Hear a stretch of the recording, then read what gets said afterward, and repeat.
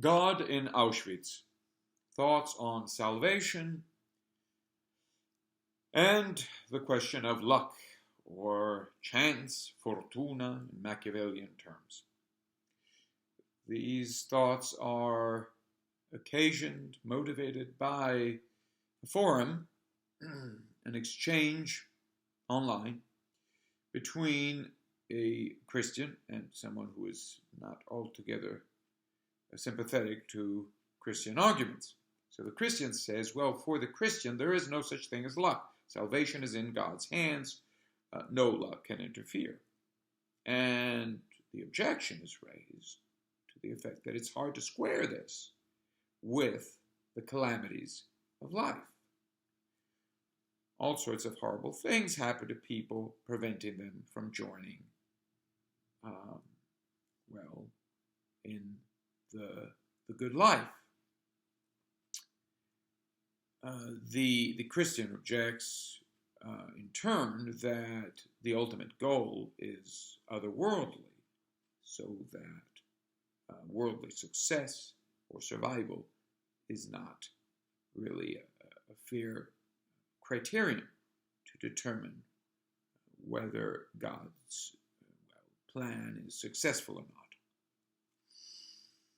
That is a fair point. Nevertheless, the claim that there is no such thing as luck is, and always has been, a bit of a stretch. So I dared introduce some relevant thoughts, which I am about to read here.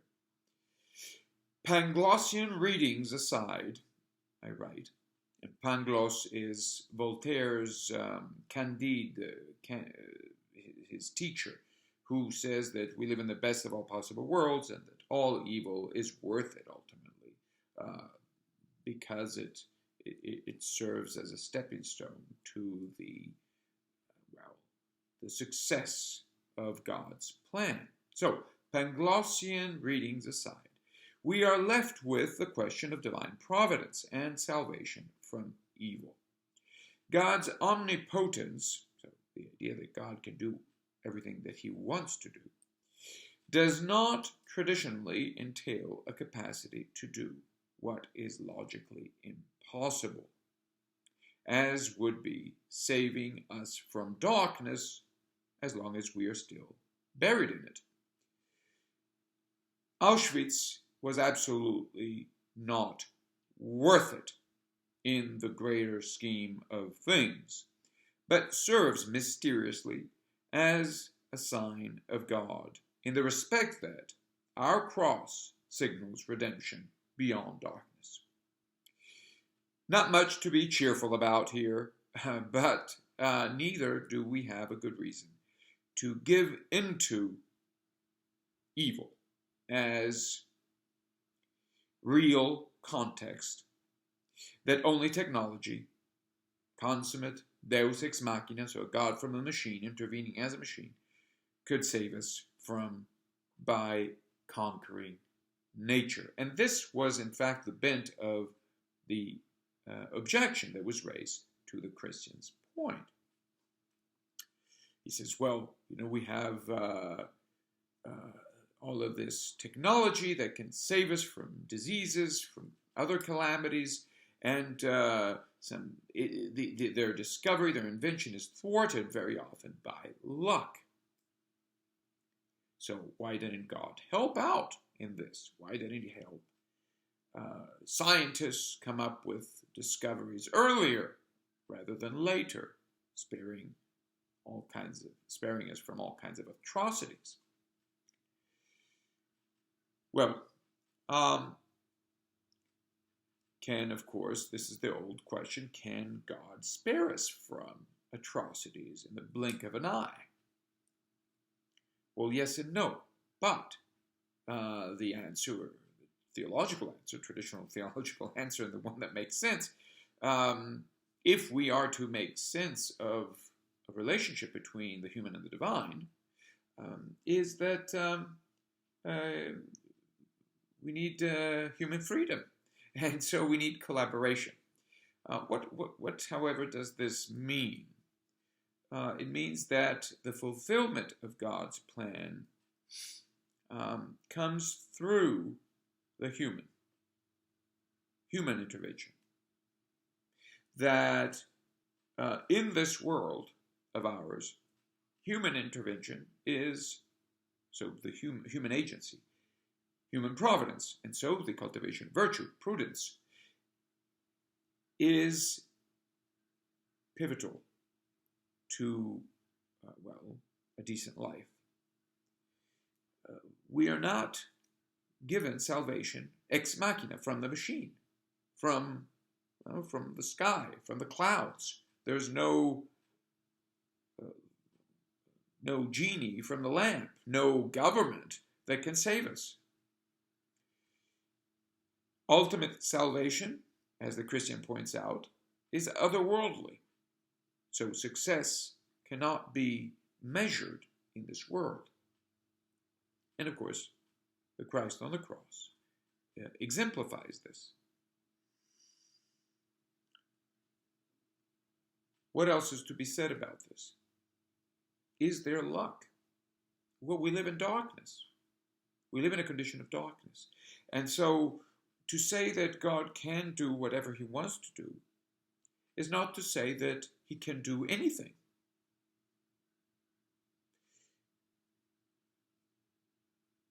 Authors such as St. Augustine stress this in most incisive ways. God can do whatever he wants to do because he wants to do what is reasonable. And what is reasonable is not ridiculous, is not against human freedom. Now, what about this human freedom? I mean, we are somewhat hapless here, are we not? No. The question is, what is freedom all about? What is the goal of human freedom? What are we to do? What are we here for? Are we here to succeed, to survive? Are we here to prove ourselves, to prove how smart we are, how great we are? Are we here to triumph?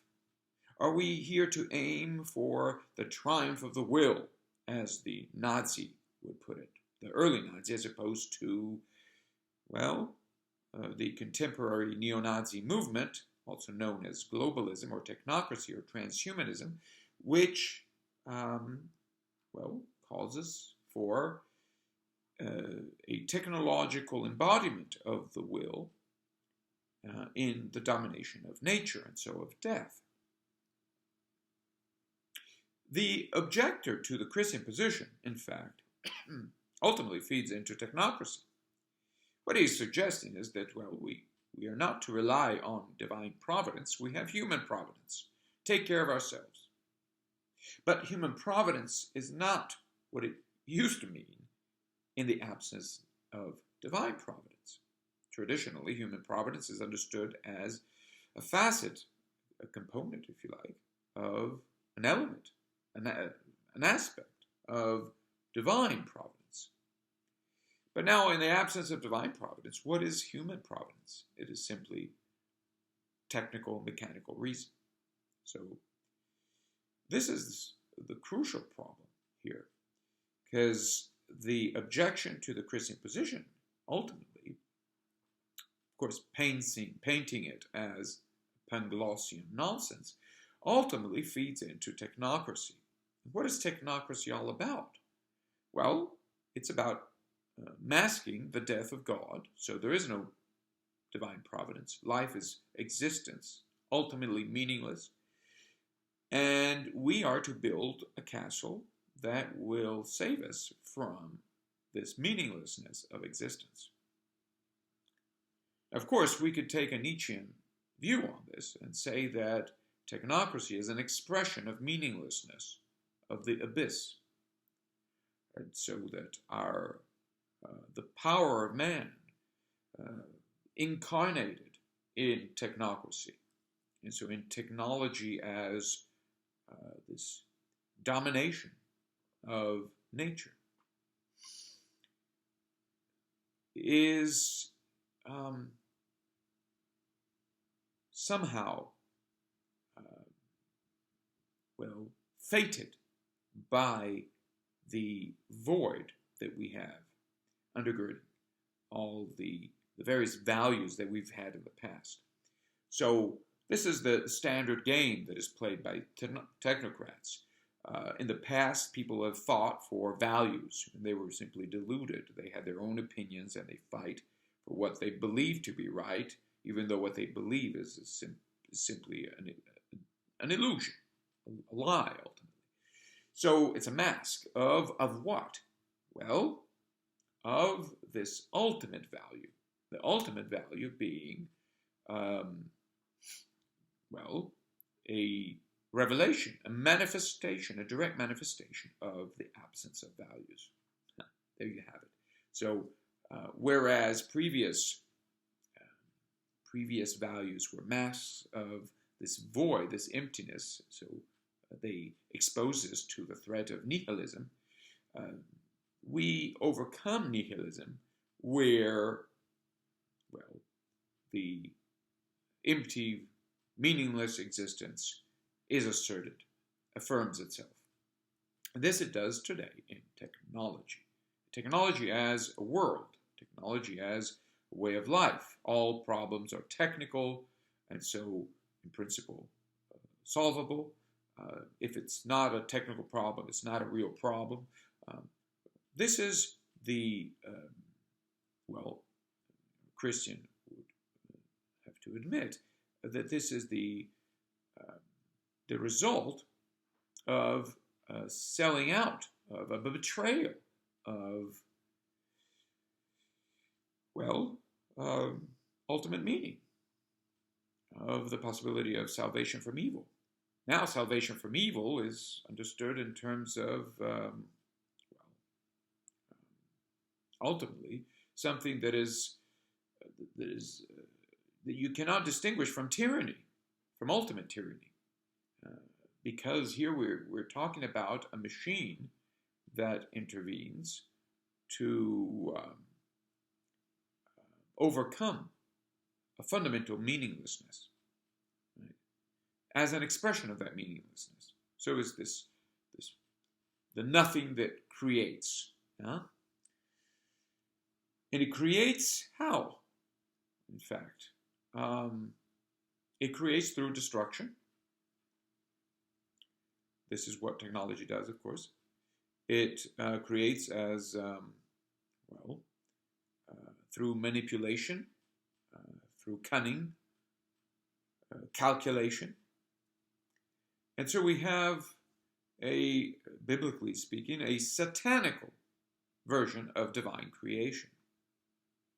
We have no more reflection, genuine reflection. We have no more genuine love. Love is turned into, well, compulsion, and reflection becomes a mirror of sophistications, or a sophisticated play, a game of mirrors.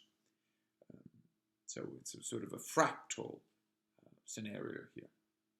So we have, and this is really the battle that we're facing.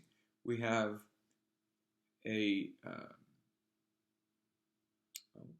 conflict between divine salvation and the purported salvation offered by Satan. What about Auschwitz, then? Can't God do something about it? Well, we live in a fallen world, and there is evil, and we're all carrying a cross. Would you not rather not be in Auschwitz? Should you not try not to be in Auschwitz? Of course. Well, that's part of the game. You try your best to avoid Auschwitz. But Auschwitz is precisely what technocracy is all about. Technocracy is the conversion of the world into a machine in which we're all pieces of the machine, beyond our humanity. The bond between human providence and divine providence is obscured, rejected, abolished, at least nominally, um, condemned as evil itself. It's bad. The political and the theological? No, no, no, no, nay, nay. No connection whatsoever. So, this is Nazism. And our schools are institutions in its very belly.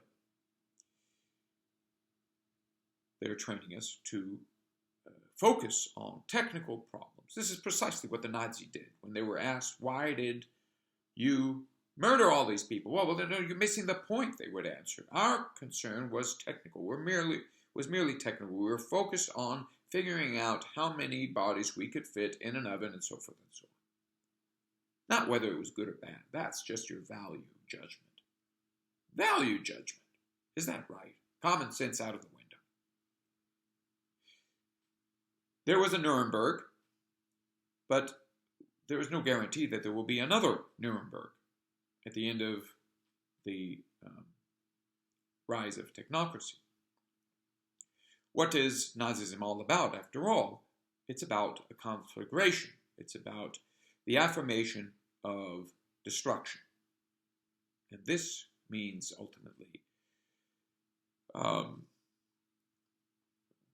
preparing a structure, a framework, for a collective suicide, in which we are all willingly flying toward destruction. So we're all affirming our will as the will of death. We're carrying out the work of death, as Hegel, the philosopher Hegel, pointed out.